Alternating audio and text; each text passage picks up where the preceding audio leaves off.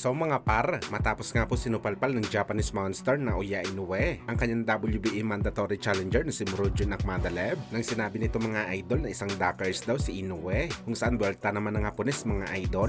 Bakit daw siya iiwas sa boxer na tinalo na ng ating kababayan na si Marlon Tapales sa bakbakan? Huwag daw maatat si Akhmadaliev mga idol. Manatili daw ito manalo sa kanyang mga laban at marunong daw ito maghintay. Sa ngayon daw focus muna si Inoue kay Sam Goodman para sa bakbakan nila sa January 24. Bagamat wala pa nga po isang araw mga idol ang nakalipas bago sinabi ng Japanese monster ang kanyang real talk, agad naman po mga idol sumagot si Murodjon Akhmadaliev at tila matinding supalpal mga idol ang sinabi ng Uzbekistan fighter. Ano niya alam naman daw ni Inoue maski ang kanyang kampo na hindi daw siya natalo sa isang patas na laban na parang sinasabi lang ni MJ mga idol na hindi totoo ang bagay na tinalo siya ni Marlon Tapales. Talagang naluto lang ito sa scorecards ng bakbakan. Dagdag pa ni Akhmadaliev mga idol, 2 beses na daw si Inoue inutusan ng WBA na labanan siya. Pero 2 beses din daw mga idol na hindi pinansin ni Inoue si Murodjon Akhmadaliev at kumuha daw ito ng ibang laban.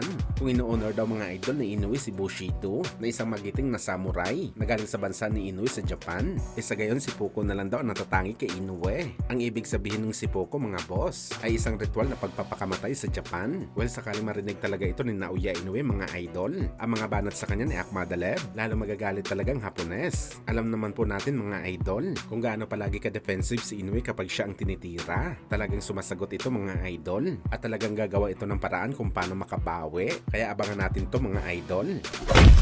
Samantala matapos nga po mapabalita mga boss na ikakasala ang laban ng angas ng Pinas General Casimero kalaban ang malakas na prospect na si Abimael Ortiz nagaganapin sa bansang Puerto Rico sa paparating na Marso, kung saan mga idol nagsalita na po si General Casimero mismo patungkol sa kanya ng pabalita na laban. Ano yung mga idol? Mga fake news daw ang kumakalat na balita na lalaban ito kay Ortiz sa Marso. Wala daw kaalam-alam si Cuadro Alas sa laban na to mga boss. Ngayon lang daw nito narinig ang pangalan ni Ortiz. Dagdag pa ni Casimero, hindi naman daw siya lalaban sa boxer na hindi kilala sa kanilang dibisyon. Kaya walang katotohanan mga idol ang kumakalat na balita na to. Kung meron man daw siya sa ngayon mga idol na gusto labanan, walang iba kundi si Akhmadaliev lamang o di kaya si Naoya Inoue. Pero ayaw naman daw lumaban ng Hapon. Ayusin daw ng kampo ni Casimero mga idol ang laban kay Akhmadaliev sa dahilan ito talagang gusto nitong laban. Pakinggan po natin mga idol ang pahayag ni Casimero sa channel ni Pinoy Sakalam YouTubers.